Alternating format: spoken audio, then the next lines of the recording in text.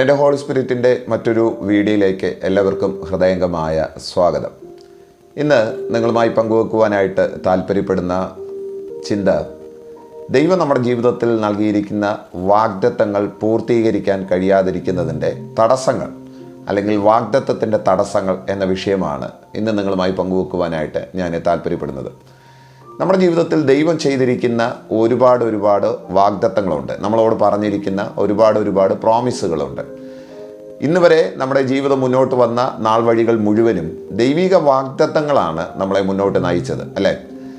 ദൈവം നമ്മളോട് പറഞ്ഞ നൂറുകണക്കിന്, പതിനായിരക്കണക്കിന്, കെട്ടുകണക്കിന് വാഗ്ദത്തങ്ങൾ ഇങ്ങനെ തലയ്ക്ക് മുകളിൽ ഇങ്ങനെ നിൽക്കുന്നുണ്ട്. എന്നാൽ പലതും പൂർത്തീകരണങ്ങളിലേക്ക് എത്തിയിട്ടില്ല എന്നുള്ളത് വസ്തുതാപരമായിരിക്കുന്ന ഒരു വിഷയമാണ്. എന്തുകൊണ്ടായിരിക്കാം നമ്മുടെ ജീവിതത്തിൽ ദൈവം നൽകിയ അല്ലെങ്കിൽ ദൈവം നമ്മളോട് പറഞ്ഞ വാഗ്ദത്തങ്ങൾ പൂർത്തീകരിക്കാൻ കഴിയാതിരിക്കുന്നതിൻ്റെ കാരണങ്ങൾ എന്താണ്, അല്ലെങ്കിൽ അതിൻ്റെ തടസ്സങ്ങൾ എന്താണ്? ഈ വക വസ്തുതയാണ് നമ്മൾ ഇന്ന് ഈ വീഡിയോയിലൂടെ നിങ്ങളുമായി പങ്കുവെക്കുവാനായിട്ട് ഞാൻ താല്പര്യപ്പെടുന്നത്. ആദ്യമായിട്ടാണ് നിങ്ങൾ എൻ്റെ ഹോളി സ്പിരിറ്റിൻ്റെ ചാനൽ കാണുന്നതെങ്കിൽ ദയവായി ചാനൽ സബ്സ്ക്രൈബ് ചെയ്യുക. ഈ വീഡിയോ നിങ്ങൾക്ക് ഇഷ്ടപ്പെട്ട് കഴിഞ്ഞാൽ ലൈക്ക് ചെയ്യുക, മറ്റുള്ളവർക്ക് ഷെയർ ചെയ്ത് കൊടുക്കാനും മറന്നു പോകരുത്. നേരിട്ട് നമ്മൾ ആ ചിന്തകളിലേക്ക് വരികയാണ്. നമ്മുടെ വാഗ്ദത്തത്തിൻ്റെ തടസ്സങ്ങൾ എന്താണ്? കൊരിന്ത്യ ലേഖനത്തിൽ പൗലോസ്ലീഹ പറയുന്ന ഏറ്റവും പ്രധാനപ്പെട്ട ഒരു വേദഭാഗമുണ്ട്. 1-ാമത്തെ അധ്യായത്തിൽ, ദൈവത്തിന് നിങ്ങളോട് വാഗ്ദത്തങ്ങളുണ്ടെങ്കിൽ അത് ഉവ്വ് എന്നത്രേ. അവൻ ഒരിക്കൽ ഉവ്വ് എന്നും മറ്റൊരിക്കൽ ഇല്ല എന്നുമല്ല, അവനിൽ എല്ലായ്പ്പോഴും ഉവ്വ് എന്നത്രേ. ദൈവം നമ്മളോട് എന്തെങ്കിലും ഒരു വാഗ്ദത്തം പറഞ്ഞിട്ടുണ്ടെങ്കിൽ നാളെ അത് മാറ്റി പറയാൻ ദൈവം മനുഷ്യനല്ല. തിരുവെഴുത്തിൽ മറ്റൊരിടത്ത് നമ്മൾ വായിക്കുന്നത്, അവൻ അനുതപിക്കാൻ മനുഷ്യപുത്രനല്ല. ഒരിക്കൽ നമ്മളോട് പറഞ്ഞതിനെ നാളെ വന്ന് സോറി പറഞ്ഞ് അതിനെ മാറ്റാൻ ദൈവം മനുഷ്യനല്ല. ദൈവം പറഞ്ഞതിനെ ദൈവത്തിന് എപ്പോഴും ഉവ്വ് എന്നേ ഉള്ളൂ. ദൈവം ഒരിക്കലും അത് മാറ്റി പറയുന്നില്ല. അങ്ങനെയാണെങ്കിൽ പിന്നെ എന്തുകൊണ്ടാണ് നമ്മുടെ ജീവിതത്തിൽ ദൈവം പറഞ്ഞ വാഗ്ദത്തങ്ങൾ അത് പൂർത്തീകരണങ്ങളിലേക്ക് എത്താതിരിക്കുന്നതിൻ്റെ കാരണങ്ങൾ എന്താണ്? എന്തായിരിക്കാം അതിൻ്റെ വസ്തുതയെന്ന് ഈ ദൈവവചനത്തിലൂടെ നമ്മൾ പരിശോധിക്കാനായിട്ട് പോവുകയാണ്. ദൈവിക വാഗ്ദത്തങ്ങളിലേക്ക് എത്തുവാൻ തടസ്സമായിരിക്കുന്ന ഏതാണ്ട് ഒരു 5 കാര്യങ്ങൾ ഉണ്ട് എന്നെനിക്ക് ദൈവവചനത്തിൻ്റെ വായനയിലും പഠനത്തിലും ധ്യാനത്തിലും ബോധ്യമാകുവാനായിട്ട് ഇടയാത്തത്.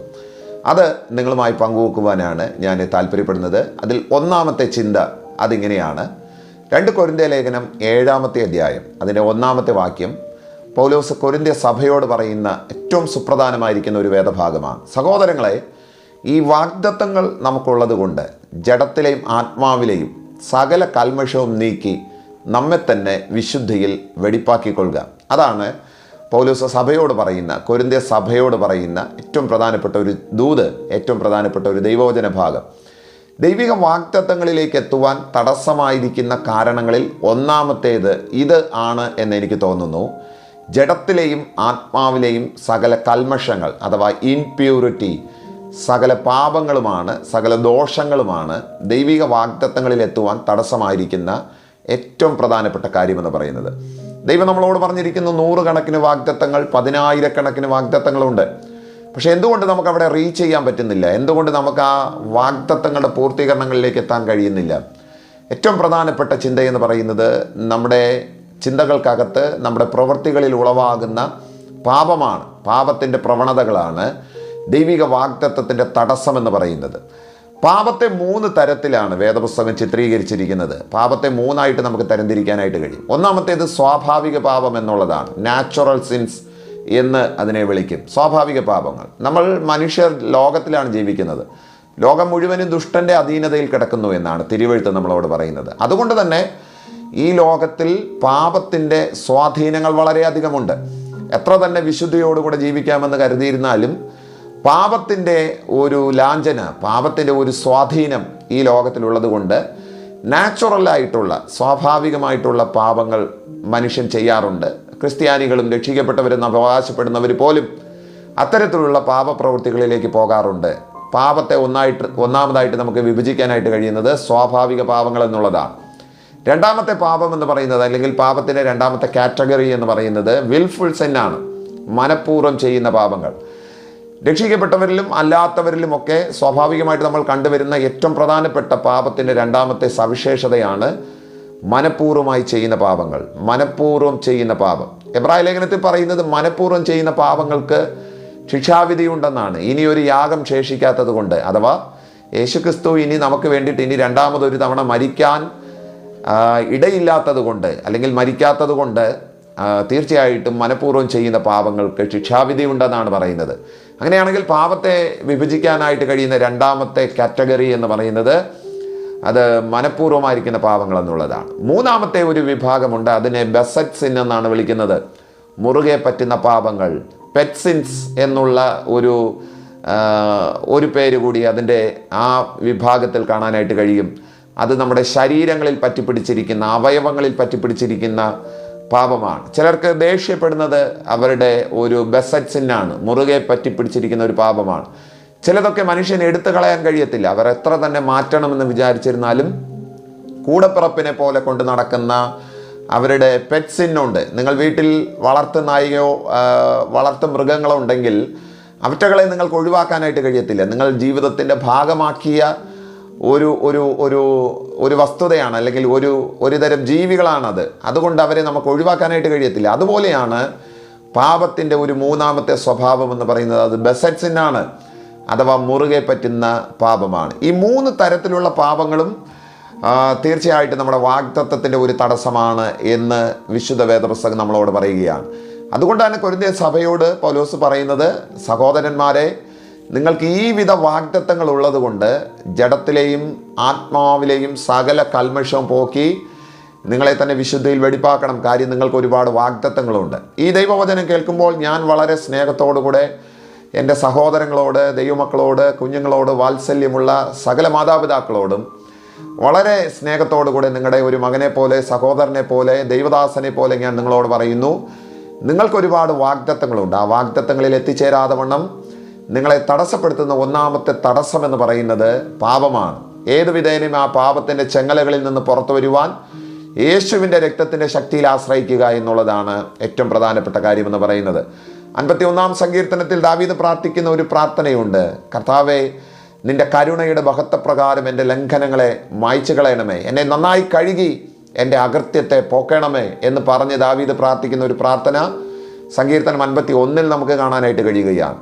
ആ പ്രാർത്ഥനാ വാചകങ്ങൾ നമ്മുടേതും കൂടിയാക്കി മാറ്റാനായിട്ട് ദൈവത്തിൻ്റെ ആത്മാവ് നമ്മെ ഒന്ന് സഹായിക്കട്ടെ.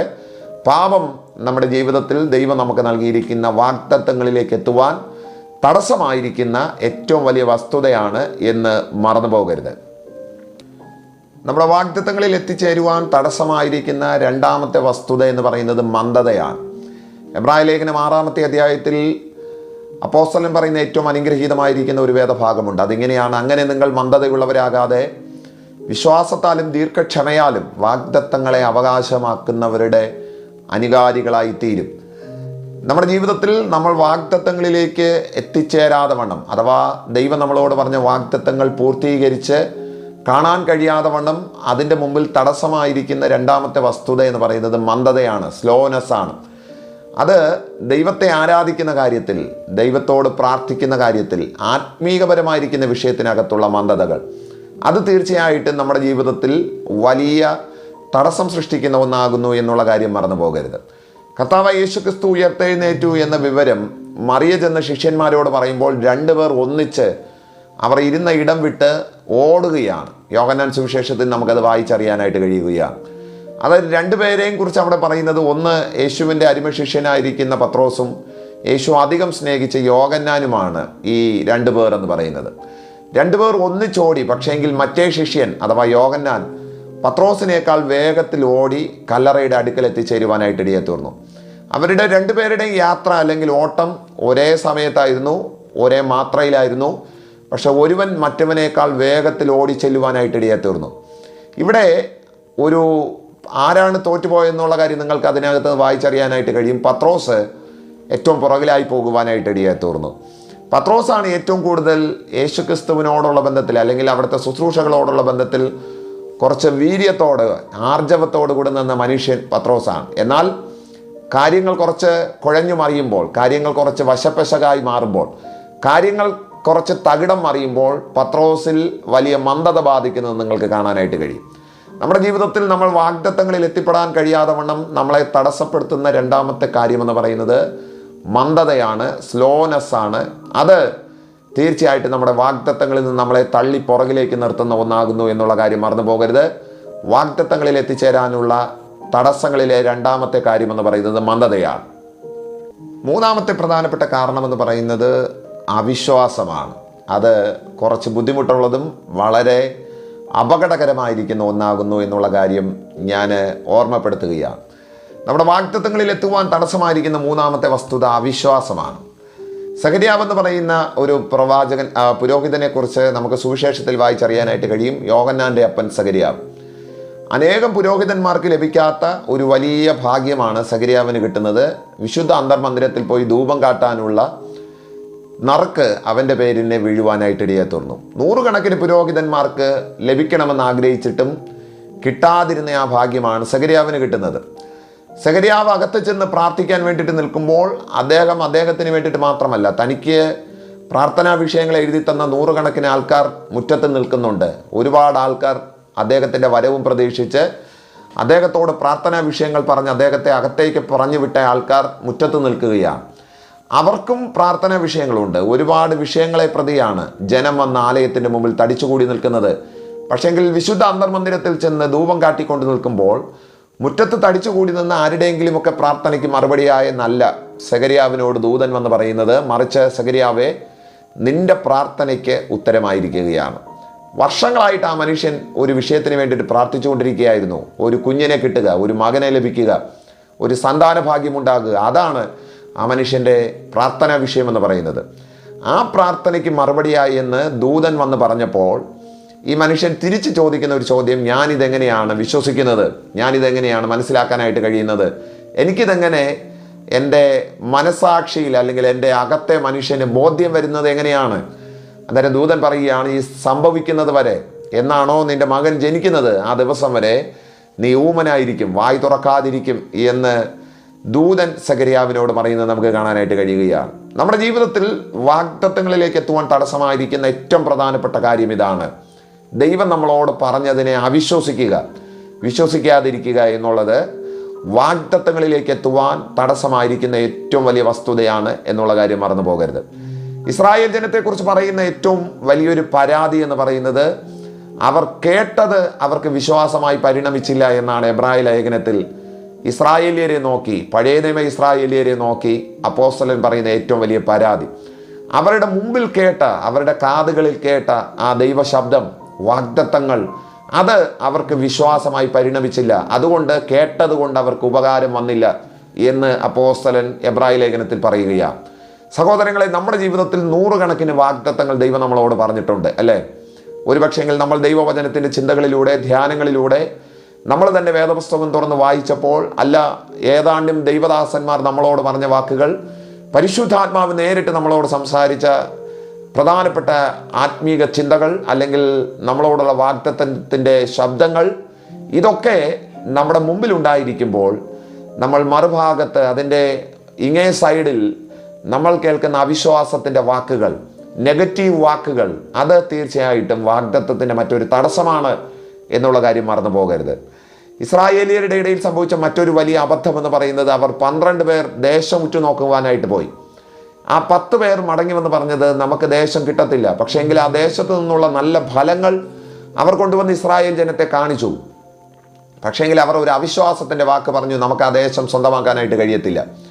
ഈ പറഞ്ഞ 10 പേർക്കും ആ ദേശം സ്വന്തമാക്കാനായിട്ട് കഴിഞ്ഞില്ല. മറിച്ച് നിങ്ങൾ ധൈര്യപ്പെട്ടിരിക്കണം, കർത്താവിന് നമ്മളോട് പ്രസാദമാകുന്നു എങ്കിൽ നമ്മൾ ആ ദേശം കൈയടക്കുമെന്ന് പറഞ്ഞ 2 പേർ, യോശുവയും കാലേബും, അവർ ആ ദേശം സ്വന്തമാക്കുവാനായിട്ട് ഇടയായി തീർന്നു. ഈ ദൈവവചന കേൾവിയാൽ ഇന്ന് ഞാൻ നിങ്ങളോട് പറയാൻ ശ്രമിക്കുന്ന ഏറ്റവും വലിയ വസ്തുത എന്ന് പറയുന്നത്, നിങ്ങൾ കേട്ട വചനത്തിനും നിങ്ങൾ കേട്ട വാഗ്ദത്തങ്ങൾക്കും വിരോധമായിട്ടായിരിക്കാം നിങ്ങളുടെ ജീവിതത്തിൻ്റെ ഇന്നത്തെ സാഹചര്യം എന്ന് പറയുന്നത്. നിങ്ങൾ കണ്ട സ്വപ്നങ്ങൾക്കും ദൈവം നിങ്ങളോട് ഇടപെട്ട് സംസാരിച്ച വാക്കുകൾക്കും വിരോധമായിട്ടാണ് ഇന്ന് നിങ്ങളുടെ ജീവിത സാഹചര്യം മുന്നോട്ട് പോകുന്നത്. എന്നിരുന്നാൽ പോലും ദൈവമാണ് നിങ്ങളോട് ആ വാഗ്ദത്തം പറഞ്ഞതെങ്കിൽ തീർച്ചയായിട്ടും പറഞ്ഞ ദൈവം നിങ്ങളെ ആ ഇടത്തെത്തിക്കുവാൻ വിശ്വസ്തനായ കർത്താവാണ്. അതുകൊണ്ട് അല്പം പോലും അവിശ്വസിക്കാതെ കർത്താവ് പറഞ്ഞ വാഗ്ദത്തത്തിനകത്ത് പൂർണ്ണമായിട്ടും വിശ്വസിച്ച് കഴിഞ്ഞാൽ തീർച്ചയായിട്ടും നമ്മൾ ആ വാഗ്ദത്തങ്ങളിലേക്ക് കുതിച്ചുയരുവാനായിട്ട് ഇടയായിത്തീരും. അത് ഇന്ന് ഈ ദൈവവചനത്താൽ ഞാൻ നിങ്ങളെ പ്രബോധിപ്പിക്കുന്നു. നമ്മുടെ വാഗ്ദത്തങ്ങളിൽ എത്തുവാൻ തടസ്സമായിരിക്കുന്ന മൂന്നാമത്തെ വസ്തുത തീർച്ചയായിട്ടും അത് അവിശ്വാസമാണ്. നാം നമ്മുടെ വാഗ്ദത്തങ്ങളിൽ എത്തിച്ചേരുവാൻ തടസ്സമായിരിക്കുന്ന നാലാമത്തെ കാര്യമെന്ന് പറയുന്നത് പ്രാണബന്ധങ്ങളാണ്. സോൾട്ടൈസ് എന്ന് ഇംഗ്ലീഷിൽ പറയും, പ്രാണബന്ധങ്ങൾ. രാജാക്കന്മാരുടെ പുസ്തകത്തിൽ ഏലിയാവ് എന്ന് പറയുന്ന വലിയ പ്രവാചകൻ തൻ്റെ കയ്യിലുണ്ടായിരുന്ന പുതപ്പ് രണ്ടായി മടക്കി എലീശ എന്ന് പറയുന്ന ബാല്യക്കാരൻ്റെ മുതുകിലേക്ക് ആ പുതപ്പ് കൊണ്ടിടുകയാണ്. എലീശ ആ നാട്ടിലെ ഏറ്റവും വലിയൊരു ധനാഢ്യനായ മനുഷ്യനായിരുന്നു. 12 ഏർക്കാളെ വെച്ച് ഒരുമിച്ച് നിലമൊഴിയിക്കുന്ന ഏറ്റവും വലിയ സമ്പന്നനായിരിക്കുന്ന ഒരു മനുഷ്യൻ. തൻ്റെ മേൽ പ്രവാചക ദൗത്യത്തിനുള്ള പുതപ്പ് വീണപ്പോൾ ഏലിയാവ് ആ പുതപ്പ് കൊണ്ട് എലീശയുടെ മേൽ ഇട്ടപ്പോൾ എലീശ പറയുന്ന ഒരു വാക്കുണ്ട് 19-ാമത്തെ അധ്യായത്തിൽ, ഞാൻ നിന്റെ പുറകെ വന്ന് നിന്റെ ശിഷ്യനാകാനും നിന്റെ പ്രവാചക ശുശ്രൂഷ നിനക്ക് ശേഷം ചെയ്യാനും എനിക്ക് മനസ്സുണ്ട്. പക്ഷേ അതിനു മുമ്പ് എനിക്കൊരു കാര്യം വേണം. അതിങ്ങനെയാണ്, ഞാൻ എൻ്റെ അപ്പനെയും അമ്മയും പോയി ഒന്ന് ചുംബിച്ചിട്ട് വരാൻ, അവരോടൊന്ന് പോയി കാര്യങ്ങൾ പറഞ്ഞ് അവരെ ഒന്ന് മനസമാധാനപ്പെടുത്തിയിട്ട് വരാൻ നീ എന്നെ ഒന്ന് അനുവദിക്കണം. ഏലിയാവ് എലീശയോട് പറഞ്ഞത്, പോയി വരിക, പക്ഷെ ഞാൻ നിനക്ക് എന്ത് ചെയ്തിരിക്കുന്നു എന്ന് ഓർക്കുക. വേദപുസ്തകത്തിൽ പലയിടങ്ങളിലും ദൈവിക ദൗത്യങ്ങൾക്ക് വേണ്ടിയിട്ട് വിളിക്കപ്പെട്ടവർ, കർത്താവിന് വേണ്ടിയിട്ട് എന്തെങ്കിലും ആകണമെന്ന് ദൈവം കൊതിച്ച പലർക്കും ഇത്തരത്തിലുള്ള ഒരു പ്രാണബന്ധത്തിനകത്ത് കുടുങ്ങിപ്പോയവരെ നമുക്ക് കാണാനായിട്ട് കഴിയും. ഒരിക്കൽ യേശു തൻ്റെ ഐഹിക ശുശ്രൂഷയിൽ ഒരു മനുഷ്യനെ കണ്ടിട്ട് പറയുകയാണ്, നീ എൻ്റെ പുറകാലെ വരിക, എന്നെ അനുഗമിക്കുക. അന്നേരം ഈ മനുഷ്യൻ തിരിച്ച് യേശുവിനോട് പറഞ്ഞത്, എനിക്ക് വരാൻ ഇഷ്ടമാണ്, പക്ഷേ ഞാൻ പോയി എൻ്റെ അപ്പനെ ഒന്ന് കുഴിച്ചിട്ടിട്ട് വരാൻ, അഥവാ എൻ്റെ അപ്പൻ മരിക്കുന്നത് വരെ അദ്ദേഹത്തിൻ്റെ ഒപ്പം നിൽക്കാനും അദ്ദേഹത്തിൻ്റെ കാര്യങ്ങളൊക്കെ ചെയ്യാനും നീ എന്നെ ഒന്ന് അനുവദിക്കണം. അപ്പൻ മരിച്ചതിന് ശേഷം എൻ്റെ ബാധ്യതകളൊക്കെ ഒന്ന് തീർന്നതിന് ശേഷം ഞാൻ നിൻ്റെ പുറകെ വന്നുകൊള്ളാം എന്നുള്ള അർത്ഥത്തിൽ യേശുവിനോട് സംസാരിക്കുന്നത് നമുക്ക് കാണാനായിട്ട് കഴിയുകയാണ്. ദൈവിക വാഗ്ദത്തങ്ങളിലേക്ക് എന്തുകൊണ്ട് നമുക്ക് എത്താനായിട്ട് കഴിയുന്നില്ല? 4-ാമത്തെ പ്രധാനപ്പെട്ട കാരണമെന്ന് പറയുന്നത് പ്രാണബന്ധങ്ങളാണ്. ദൈവം നമ്മളോട് പറഞ്ഞ ആ വാഗ്ദത്തങ്ങളെക്കാൾ വിലമതിപ്പുള്ളതായിട്ട് നമ്മൾ കാണുന്ന ഈ ലോകത്തിലെ ചില ബന്ധങ്ങൾ, ചില വ്യക്തികൾ, അത് നമ്മുടെ അമ്മയപ്പന്മാരായിരിക്കാം, അല്ലെങ്കിൽ ഏതെങ്കിലും തരത്തിലുള്ള നമ്മുടെ ബന്ധങ്ങളായിരിക്കാം, മക്കളായിരിക്കാം, സമ്പത്തായിരിക്കാം, പദവികളായിരിക്കാം. ഇതൊക്കെ ദൈവിക വാഗ്ദത്തത്തിൻ്റെ മറ്റൊരു തടസ്സമാണ്. യാക്കോബ് എന്ന് പറയുന്ന മനുഷ്യനെക്കുറിച്ച് നിങ്ങൾക്കറിയാം. ഉൽപ്പത്തി പുസ്തകത്തിൽ അദ്ദേഹത്തെക്കുറിച്ച് രേഖപ്പെടുത്തിയിട്ടുണ്ട്.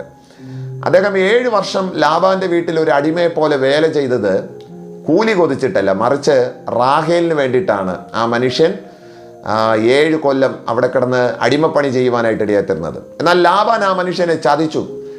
അവന് റാഹേലിനെ കൊടുത്തില്ല, മറിച്ച് ലേയെ കൊടുക്കുവാനായിട്ട് ഇടയാത്തീർന്നു. റാഹേലിനെ കിട്ടുന്നത് വരെ അവൻ പിന്നെയും അടിമപ്പണി തുടർന്നു കൊണ്ടേയിരിക്കുവാനായിട്ട് ഇടയാത്തീർന്നു.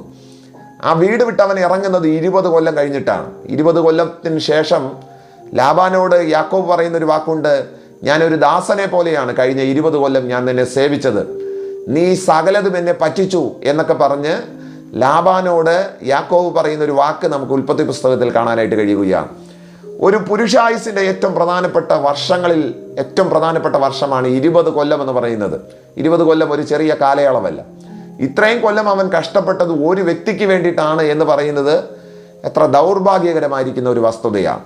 നമ്മുടെ ജീവിതത്തിൽ ദൈവം നൽകിയിരിക്കുന്ന വാഗ്ദത്തങ്ങളിലേക്ക് കുതിച്ചു ഉയരാൻ കഴിയാതിരിക്കുന്നതിൻ്റെ ഏറ്റവും പ്രധാനപ്പെട്ട തടസ്സങ്ങളിൽ 4-ാമത്തേതെന്ന് പറയുന്നത് പ്രാണബന്ധങ്ങളാണ്.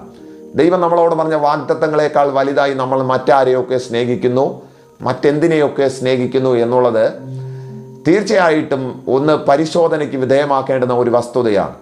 ദൈവം നിങ്ങളോട് പറഞ്ഞ വാഗ്ദത്തങ്ങളാണോ വലുത്, അതോ ഇന്ന് നിങ്ങളുടെ ചുറ്റുവട്ടത്ത് നിൽക്കുന്ന നിങ്ങൾക്ക് എന്തോ വലുതെന്ന് നിങ്ങൾ സങ്കല്പിച്ചു നടക്കുന്ന ആ വ്യക്തിയാണോ നിങ്ങൾക്ക് വലുത്? വാഗ്ദത്തമാണ് നിങ്ങൾക്ക് വലുതെങ്കിൽ തീർച്ചയായിട്ടും ആ പ്രാണബന്ധങ്ങളിൽ നിന്ന് പുറത്തേക്ക് കടക്കണം. കാര്യം ദൈവം നിങ്ങളെക്കുറിച്ച് ഉദ്ദേശിക്കുന്നത് ഏറ്റവും വലിയൊരു കാര്യമാണ്.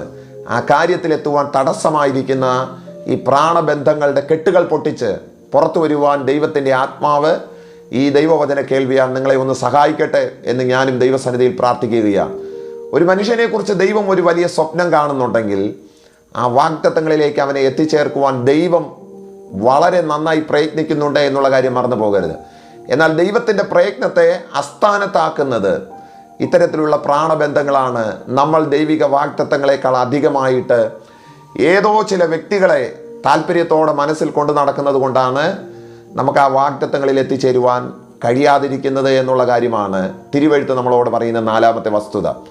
നിങ്ങളൊരു വാഗ്ദത്തമുള്ള വ്യക്തിയാണെങ്കിൽ തീർച്ചയായിട്ടും ഇങ്ങനെ ഒരു വെല്ലുവിളി നിങ്ങളുടെ ജീവിതത്തിൽ ഉണ്ടാകാനുള്ളൊരു സാധ്യതയുണ്ട്. നിങ്ങളുടെ വാഗ്ദത്തമാണോ വലുത്, അതോ ആ പ്രാണബന്ധമാണോ വലുത് എന്ന് സംശയമുളവാക്കുമാറ് ചില ബന്ധങ്ങൾ മിക്കവാറും മനുഷ്യർക്ക് ഉണ്ടാകാൻ സാധ്യതയുണ്ട്. എന്നെ കേൾക്കുന്നവരിൽ ആരെങ്കിലും അങ്ങനെയുള്ളവരാണെങ്കിൽ ആ കുടുക്കുകൾക്കകത്ത് നിന്ന്, ആ കെണികൾക്കകത്ത് നിന്ന് പുറത്തു വരുവാൻ ദൈവത്തിൻ്റെ പരിശുദ്ധാത്മാവ് നിങ്ങളെ സഹായിക്കേണ്ടതിന് ഞാനും നിങ്ങളോടൊപ്പം ചേർന്ന് പ്രാർത്ഥിക്കുന്നു. ദൈവിക വാഗ്ദത്തങ്ങളുടെ 4ാമത്തെ തടസ്സം എന്ന് പറയുന്നത് പ്രാണബന്ധങ്ങളാണ്. ഈ ദൈവവചനം കേൾക്കുമ്പോൾ ദൈവം നമ്മെ ആ പ്രാണബന്ധങ്ങളിൽ നിന്ന് പുറത്തേക്ക് കൊണ്ടുവരട്ടെ. ദൈവം നമ്മളോട് പറഞ്ഞ ആ വാഗ്ദത്തങ്ങളിലേക്ക് ദൈവം നമ്മളെ എത്തിച്ചേർക്കുവാൻ നമുക്ക് ദൈവത്തോട് പ്രാർത്ഥിക്കാം. ദൈവിക വാഗ്ദത്തങ്ങളിൽ നമുക്ക് എത്തിച്ചേരാൻ കഴിയാതിരിക്കുന്നതിൻ്റെ ഏറ്റവും ഒടുവിലത്തെ ഒരു കാരണം കൂടിയുണ്ട്. അത് പറഞ്ഞ് ഞാൻ എൻ്റെ ചിന്തകളെ പരിമിതപ്പെടുത്തുകയാണ്. സംഖ്യാപുസ്തകം 32-ാമത്തെ അധ്യായം 1 മുതൽ 7 വരെയുള്ള വാക്യങ്ങൾ വായിച്ചു കഴിഞ്ഞാൽ ഇസ്രായേൽ ജനം മുഴുവനും അതിൽ ഏതാണ്ട് ഒരു 2.5 ഗോത്രം, 2 പകുതി ഗോത്രവും, രൂബേന്യർ, ഗാദ്യർ, മനേശ ഗോത്രത്തിലുള്ള പകുതി ആൾക്കാർ മോശ എന്ന ദൈവപുരുഷന്റെ അടുക്കൽ വന്ന് പറയുന്ന ഒരു വേദഭാഗമാണ് സംഖ്യ 32 നമുക്ക് കാണാനായിട്ട് കഴിയുന്നത്. അവരുടെ മുമ്പിൽ ഇനി ഒരൊറ്റ ക്രൈസിസ് മാത്രമേ ഉള്ളൂ. അവരുടെ വാഗ്ദത്ത ദേശത്തേക്ക് എത്തിച്ചേരാൻ അവരുടെ മുമ്പിൽ ഒരു തടസ്സം മാത്രമേ ഉള്ളൂ. ആ തടസ്സം യോർദാനാണ്. ആ യോർദാൻ്റെ ഇക്കരെ നിൽക്കുമ്പോഴാണ് ഇസ്രായേല്യരിൽ 2.5 ഗോത്രക്കാർ വന്ന് പറയുന്നത്, ഞങ്ങൾ അക്കരെ വരുന്നില്ല. അഥവാ രൂബേന്യർ, ഗാദ്യർ, മനേശ ഗോത്രത്തിലുള്ള പകുതി ആൾക്കാർ ഇവർ വന്ന് മോശയോട് പറയുകയാണ്, ഞങ്ങൾ അക്കരെ വരുന്നില്ല. അഥവാ യോർദാൻ മുറിച്ച് ഞങ്ങൾ അക്കരെ വരുന്നില്ല. ഈ ദേശം ഞങ്ങൾക്ക് കൊള്ളാവുന്നതാണെന്ന് ഞങ്ങൾക്ക് തോന്നുന്നു. ഞങ്ങളുടെ ആടുമാടുകൾക്ക്, ഞങ്ങളുടെ പിള്ളേർക്ക്, ഞങ്ങൾക്ക് ഏറ്റവും മെച്ചപ്പെട്ടതാണ് ഇവിടം എന്ന് ഞങ്ങൾക്ക് തോന്നുകയാണ്. അതുകൊണ്ട് ദയവായി ഞങ്ങളെ ഇവിടെ ജീവിക്കാൻ അനുവദിക്കണം. ഞങ്ങൾ യോർദാൻ മുറിച്ച് അക്കരെ വരുന്നില്ല, നിങ്ങൾ പൊക്കോ എന്ന് പറഞ്ഞ് മോശയുടെ അടുക്കൽ വന്ന് ഇവർ 2.5 ഗോത്രക്കാർ ബഹളമുണ്ടാക്കുകയാണ്. മോശയിലെ ആൾ നന്നായിട്ട് ബഹളമുണ്ടാക്കി അദ്ദേഹത്തിൻ്റെ കോപം ഇരച്ചു കയറി വല്ലാതെയൊക്കെ അവരോട് വർത്തമാനം പറയുന്നത് നമുക്ക് കാണാനായിട്ട് കഴിയുകയാണ്. ഈ വേദഭാഗം വായിച്ചപ്പോൾ പരിശുദ്ധാത്മാവ് എന്നോട് പറഞ്ഞ ആ കാര്യമാണ് വാഗ്ദത്തത്തിൻ്റെ തടസ്സമായിരിക്കുന്ന 5ാമത്തെ കാര്യമായിട്ട് എനിക്ക് തോന്നിയത്. ഇസ്രായേൽ ജനത്തെ ദൈവം വിളിച്ചത് യോർദാൻ്റെ ഇക്കരെ താമസിക്കാനല്ല, യോർദാൻ്റെ അക്കരെ താമസിക്കാനാണ്. ഇസ്രായേൽ ജനത്തിൻ്റെ ഭൂപ്രകൃതി അല്ലെങ്കിൽ ദൈവം അവർക്ക് കൊടുത്തിരിക്കുന്ന വാഗ്ദത്ത ദേശത്ത് വാസ്തവത്തിൽ യോർദാൻ്റെ അക്കരെയുള്ള സ്ഥലമാണ്. അവരുടെ വാഗ്ദത്ത ദേശത്തിൻ്റെ ബൗണ്ടറി വാസ്തവത്തിൽ ഇവർ ഈ പറയുന്ന സ്ഥലം കൂടി വരും എന്നുള്ളത് യാഥാർത്ഥ്യമാണെങ്കിലും യോർദാൻ്റെ അക്കരെയാണ് ദൈവം ഡിസൈൻ ചെയ്തിരുന്ന ഭൂമി എന്നുള്ള കാര്യം മറന്നു പോകരുത്.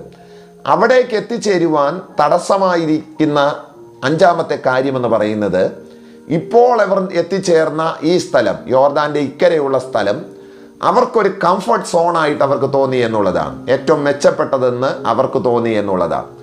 ഈ ദൈവവചനം കേൾക്കുമ്പോൾ ഞാൻ നിങ്ങളോട് സ്നേഹത്തോടു കൂടെ ചോദിക്കുന്നു, വാസ്തവത്തിൽ ഇപ്പോൾ നിങ്ങൾ എത്തി നിൽക്കുന്ന ഇടത്ത് എത്തിച്ചേരാനാണോ ദൈവം നിങ്ങളോട് പറഞ്ഞത്? ഇതുവരെ എത്താനാണോ ദൈവം നിങ്ങളെ വിളിച്ചത് എന്ന് ഈ ദൈവവചനം കേൾക്കുമ്പോൾ ഒന്ന് ഇരുന്ന് ചിന്തിക്കുന്നത് വളരെ നന്നായിരിക്കും. നിങ്ങളിപ്പോൾ നിൽക്കുന്ന ഈ പൊസിഷനിൽ, നിങ്ങളിപ്പോൾ ആയിരിക്കുന്ന ഈ ശുശ്രൂഷയിൽ, ഇപ്പോൾ നിങ്ങൾ ഇരിക്കുന്ന ഈ ഇടത്ത് എത്തിച്ചേരാനാണോ ദൈവം നിങ്ങളെ വിളിച്ചത്? അതോ ഇനിയും നിങ്ങൾക്ക് ബഹുദൂരം മുന്നോട്ട് പോകാനുണ്ടോ എന്ന് ഒന്ന് ശോധന ചെയ്യുന്നത് വളരെ നല്ലതാണ്. ചിലർക്കൊക്കെ ജീവിതത്തിൽ ദൈവം പറഞ്ഞ വാഗ്ദത്തങ്ങളിലേക്ക് എത്തിച്ചേരുവാൻ തടസ്സമായിരിക്കുന്ന 5ാമത്തെ കാര്യമെന്ന് പറയുന്നത് ചില പച്ചത്തുരുത്തുകളാണ്. ഇപ്പോൾ അവർക്ക് താൽക്കാലികമായി കിട്ടിയ ആ ചെറിയ ഇടങ്ങൾ, ചെറിയ കംഫർട്ട് സോണുകൾ, ഇത് മതി എന്നവർ വയ്ക്കുന്ന ആ ഇടങ്ങളാണ് വാഗ്ദത്തത്തിൻ്റെ 5ാമത്തെ തടസ്സമെന്ന് പറയുന്നത്. സഹോദര ദൈവദാസ, ഇന്ന് ഈ ദൈവവചനം കേൾക്കുമ്പോൾ പരിശുദ്ധാത്മാവ് താങ്കളോട് വളരെ ഹൃദ്യമായിട്ടൊന്ന് സംസാരിക്കട്ടെ. ഇവിടം വരെ എത്താനല്ല ദൈവം നിങ്ങളെ വിളിച്ചത്. കുറച്ചുകൂടി മുന്നോട്ട് പോയാൽ നിങ്ങൾക്ക് അതിഗംഭീരമായിരിക്കുന്ന നിങ്ങളുടെ വാഗ്ദത്തത്തിൻ്റെ വലിയ ഭൂമിയെ നിങ്ങൾക്ക് കാണാനായിട്ട് കഴിയും. ഈ സ്ഥലത്ത് എത്തിച്ചേർന്ന് ഇവിടെ ടെൻ്റ് അടിച്ച് താമസിക്കാനല്ല ദൈവം നിങ്ങളെ വിളിച്ചിരിക്കുന്നത് എന്നുള്ള കാര്യം മറന്നു പോകരുത്. കുറച്ചുകൂടി മുന്നോട്ട് പോകാനായിട്ടുണ്ട്. ഒരിക്കൽ ഏലിയാവ് എന്ന് പറയുന്ന ആ വലിയ ദൈവ മനുഷ്യൻ എവിടെയോ ആരുടെയൊക്കെ ഭീഷണിപ്പെടുത്തുന്ന വർത്തമാനങ്ങൾ കേട്ട് ഒരു ചുരച്ചെടിയുടെ ചുവട്ടിൽ പോയി കിടക്കുവാനായിട്ട് ഇടയാ തീർന്നു. 2 വട്ടം ദൂതൻ ഇറങ്ങി വന്ന് അവൻ അപ്പവും അടയുമൊക്കെ കൊടുത്ത് അവനെ പറഞ്ഞു വിട്ടെങ്കിലും അവൻ പോകാൻ മനസ്സായില്ല. 3ാമത്തെ വട്ടം അവനെ തട്ടി എഴുന്നേൽപ്പിച്ച് ആഹാരം കൊടുത്ത് അവനെ പറഞ്ഞയക്കുകയാണ്. 40 ദിവസത്തെ വഴി ചെന്ന് അവൻ ഹോരേബിലെത്തി, യഹോവയുടെ പർവ്വതത്തിൽ എത്തിച്ചേർന്നു. പക്ഷെ അവിടെ വായിക്കുന്നത് ഹോരേബിലെത്തിയെങ്കിലും അവനൊരു ഗുഹയ്ക്കകത്ത് കയറി അവിടെ കിടന്ന് ഉറങ്ങുകയാണ്. അന്നേരം ദൂതൻ ഇറങ്ങിച്ചെന്ന് അവൻ്റെ മുതുകത്ത് അടിച്ചിട്ട് അവനോട് ചോദിക്കുകയാണ്, ഹേ ഏലിയാവേ, ഇവിടെ നിനക്ക് എന്താണ് കാര്യം? നിന്നെ ആ ചുരച്ചെടിയിൽ നിന്ന് തട്ടി എഴുന്നേൽപ്പിച്ച് ഹോരേബിലേക്ക് പറഞ്ഞു വിട്ടത് ഈ ഗുഹയ്ക്കകത്ത് വന്ന് കിടക്കാനല്ല, മറിച്ച് നീ എഴുന്നേറ്റ് പർവ്വതത്തിൻ്റെ മുകളിൽ ചെന്ന് നിൽക്കുക, ഞാൻ നിന്റെ മുമ്പിൽ ഒന്ന് കടന്നു പോകട്ടെ എന്ന് ദൈവം ഏലിയാവിനോട് പറയുന്ന ഒരു വാക്ക് നമുക്ക് കാണാനായിട്ട് കഴിയും. സഹോദരങ്ങളെ, നമ്മുടെ ജീവിതത്തിൻ്റെ ചുരച്ചെടികളുടെ ഇടയിൽ നിന്ന്, ആ തകർന്ന അനുഭവങ്ങളിൽ നിന്ന് തട്ടി എഴുന്നേൽപ്പിച്ച് നമ്മളെ പറഞ്ഞു വിട്ടത് ഈ പച്ചത്തുരുത്തി വന്ന് കിടന്ന് ഉറങ്ങാൻ വേണ്ടിയിട്ടല്ല. എഴുന്നേറ്റ് ആ മലയുടെ മുകളിലേക്ക് ഒന്ന് പോയി നിൽക്കൂ. ദൈവം നിങ്ങളുടെ മുമ്പിൽ കൂടി ഒന്ന് പാസ് ചെയ്ത് പോകുന്നത്, നിങ്ങളുടെ ജീവിതത്തിൽ ദൈവം വച്ചിരിക്കുന്ന ഏറ്റവും വലിയ വാഗ്ദത്തങ്ങളിലേക്ക് നിങ്ങൾ എത്തിച്ചേരുന്നത് നിങ്ങൾക്ക് കാണാനായിട്ട് കഴിയും. ഏലിയാവേ, താങ്കളെ ദൈവം ചുരച്ചെടിയുടെ ചുവട്ടിൽ നിന്ന് എഴുന്നേൽപ്പിച്ച് വിട്ടത് ഹോരേബ് വരെ നടന്നു വന്ന് ഹോരേബിലെ ഒരു ഗുഹയ്ക്കകത്ത് കയറി ഉറങ്ങാനല്ല, ഹോരേബിൻ്റെ മുകളിൽ കയറി നിൽക്കാനാണ്. നിങ്ങളുടെ മുമ്പിൽ കൂടെ കടന്നു പോകുന്ന ആ ദൈവപ്രവൃത്തികളെ കാണാൻ, വാഗ്ദത്തത്തിൻ്റെ ഒരു ഉന്നതിയുടെ അനുഭവത്തെ കാണാൻ പരിശുദ്ധാത്മാവ് ഈ ദൈവവചനത്താൽ ചിലരെ ഉത്സാഹിപ്പിക്കുകയാണ്. നമ്മുടെ വാഗ്ദത്തത്തിൻ്റെ 5ാമത്തെ തടസ്സമെന്ന് പറയുന്നത് പച്ചത്തുരുത്തുകളാണ്. ഇപ്പോൾ നമ്മൾ എത്തിച്ചേർന്നിരിക്കുന്ന കംഫർട്ട് സോണുകൾ, ഇത് മതി, കുഴപ്പമില്ല, ഇറ്റ് ഈസ് ഓക്കെ എന്ന് പറയുന്ന ഈ അനുഭവങ്ങളാണ് വാഗ്ദത്തത്തിൻ്റെ 5ാമത്തെ തടസ്സം. ഈ ദൈവവചനം കേൾക്കുമ്പോൾ ഒന്ന് ഇരുന്ന് ചിന്തിക്കാൻ ഞാൻ നിങ്ങളോട് ആവശ്യപ്പെടുന്നു. ഇവിടം വരെ എത്താനാണോ ദൈവം നിങ്ങളെ വിളിച്ചത്? അല്ല, കുറച്ചുകൂടി നിങ്ങൾക്ക് മുന്നോട്ട് പോകാനുണ്ട് എന്ന് തോന്നുന്നുണ്ടെങ്കിൽ ഗെറ്റ് അപ്പ് ആൻഡ് വാക്ക്, എഴുന്നേറ്റ് നടക്കാൻ തുടങ്ങുക. ദൈവം നിങ്ങളെ ആ വാഗ്ദത്തങ്ങളിലേക്ക് എത്തിച്ചേരും. ഈ 5 കാര്യങ്ങൾ നിങ്ങളുടെ ജീവിതത്തിലുണ്ടെങ്കിൽ ഇന്ന് തന്നെ ഒന്ന് ക്രമപ്പെടുത്താനായിട്ട് ഈ ദൈവവചനത്താൽ ഞാൻ നിങ്ങളെ ഓർമ്മപ്പെടുത്തുന്നു. വാഗ്ദത്തത്തിൻ്റെ 1ാമത്തെ തടസ്സം പാപമാണ്, 2ാമത്തേത് മന്ദതയാണ്, 3ാമത്തേത് അവിശ്വാസമാണ്, 4ാമത്തേത് പ്രാണബന്ധങ്ങളാണ്, ഏറ്റവും ഒടുവിലത്തേത് പച്ചത്തുരുത്തുകളാണ് അഥവാ കംഫർട്ട് സോണുകളാണ്. ഈ വക വസ്തുതകളെ പൊളിച്ച് മുന്നോട്ട് പോകാം. ദൈവം നമ്മളോട് പറഞ്ഞ ആ വാഗ്ദത്തങ്ങളെ നമ്മുടെ ജീവിതത്തിൽ നിവർത്തീകരിക്കപ്പെടുന്നത്, പൂർത്തീകരിക്കപ്പെടുന്നത് നമ്മുടെ കണ്ണുകൾ കൊണ്ട് നമുക്ക് കാണാനായിട്ട് കഴിയും. ഈ ദൈവവചനങ്ങളാൽ ദൈവം നമ്മെ ഓരോരുത്തരെയും അനുഗ്രഹിക്കട്ടെ. ആമേൻ.